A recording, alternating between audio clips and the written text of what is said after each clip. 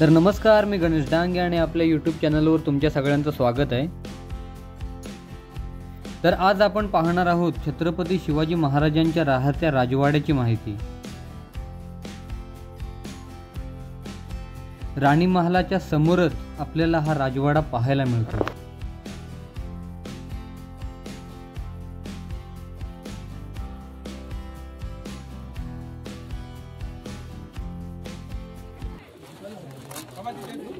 आता बघा मित्रांनो, या ठिकाणी आता आपण सगळेजण उभे आहोत। या आपल्या मागच्या भिंतीपासून ते समोर धुक्यामध्ये हा आपल्याला जेवढा परिसर आपल्याला पाहायला मिळतोय ना, हा छत्रपती शिवरायांचा राहता राजवाडा आहे। म्हणजे त्या काळातले राजांचं राहण्याचं घर आहे, कल्पना करा। पण तुम्ही कल्पना करा की छत्रपती शिवाजी महाराज या वाड्यामध्ये राहत असताना त्या काळातल्या या वाड्याचं वैभव कसं असेल याची 2 मिनिटं तुम्ही एक चित्रण करा। कारण या पहिल्याच कट्ट्यावरती तुम्हाला उंच ही छोटी छोटी चौकोनी दगड दिसतात का? या दगडांवरती त्या काळात सागाचे लाकडी प्लेयर्स असायचे आणि उंच खांब असायचे। आणि या उंच खांबांवरती हा महाराजांचा जो राजवाडा आहे, हा राजवाडा प्रशस्त असा 2 मजली उभा होता। पण गडावरती जे रोपीने जे लोक येतात त्या बाजूला एक डोंगर आहे, त्या डोंगराचं नाव आहे पोटल्याचा डोंगर। या डोंगरावरून इंग्रजांनी काय केलं, या गडावरचे दारू कोठार उद्ध्वस्त केली आणि दारू कोठार उद्ध्वस्त केल्यामुळे इतिहासकाराच्या नोंदीप्रमाणे हा जो किल्ला आहे 11 ते 12 दिवस जळत होता। म्हणून तुम्हाला रायगड किल्ला हा जळून गेल्यामुळे तुम्हाला पडक्या अवस्थेत किंवा भगण्या अवस्थेत बघायला भेटतो। मग तुम्हाला प्रश्न पडला असेल, तुम्ही जर राजस्थानला गेलात तर राजस्थानचे गडकोट किल्ले चांगले आहेत, मग आपले मराठी राजाचे किल्ले महाराष्ट्राचे का उद्ध्वस्त आहेत? कारण कल्पना करा, आपले महाराज कधी कुणाला शरण गेले नाहीत।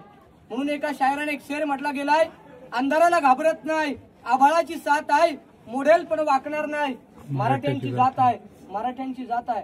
तुम्ही एक पाहणी करा की छत्रपती शिवरायांचा हा राजवाडा पूर्वी कसा असेल। कारण हा पहिला जो चौथारा दिसतो ना, याच्यावरती महाराज 10 वर्ष राहिले आणि याच चौथारी याच परिसरामध्ये आपल्या महाराजाने अखेरचा शेवटचा प्राण सोडला, तो म्हणजे 3 एप्रिल 1680 ला। म्हणून हा त्या काळातला राजांचा प्रशस्त वाडा आहे। म्हणून या वाड्यामध्ये आणखी एका शायराने एक शेर म्हटला गेलाय की अंधार पार झाला, अंधार पार झाला, पाहता दिवा पाहिजे आणि या देशाला पुन्हा जिजाऊंचा शोभा पाहिजे, शोभा पाहिजे। बोला पुण्यश्लोक छत्रपती श्री शिवाजी महाराज की जय। मित्रांनो, या राजवाड्याच्या उजव्या बाजूला जर पाहिलं तर जाताना समोर आपल्याला पाण्याच्या टाक्या लागतील। म्हणजे जो कोणी चोरी लबाडी की गुन्हा करेल त्याने पूर्वी खांद्यावरती पाणी आणायचं कावडीने। आपण जे गंगासागर तलाव पाहिलं ना, त्याने खांद्यावरती कावडीने पाण्याचं आणि समोर पाण्याच्या टाकीत होतायचं। दिवसभर पाण्याने टाक्या भरायच्या आणि याच पाण्याच्या टाकीचा वापर तिकडे पुढे कोपऱ्यात महाराजांचं स्नानगृह, आंघोळीची जागा, त्याला आत्ताच्या भाषेमध्ये आपण बाथटब किंवा आपण नानी घर म्हणतो। म्हणजे राजांच्या आंघोळीची व्यवस्था आहे, ते पाहायला या मार्गाने आता आपण पुढे जाऊया। याच्यावरती वरती पुढे जायचं नाहीये, कुणी वर जाऊ नका। बाबा श्वान श्वान श्वान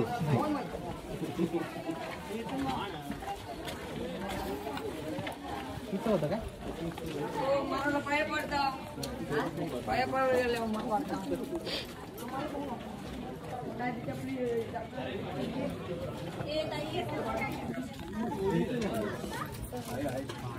बाप्पू इथे काय मग आता भिजलो तर घामाने मित्रांनो, या बाजूला इकडे पाण्याची टाकी आहे, समोर ही पाण्याची टाकी आणि समोर या बाजूला महाराजांचं स्नानगृह या बाजूला, हे दोन्ही बघून घ्या।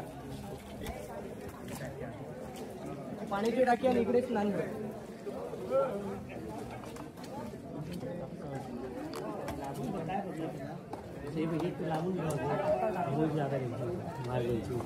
आणि भाई ते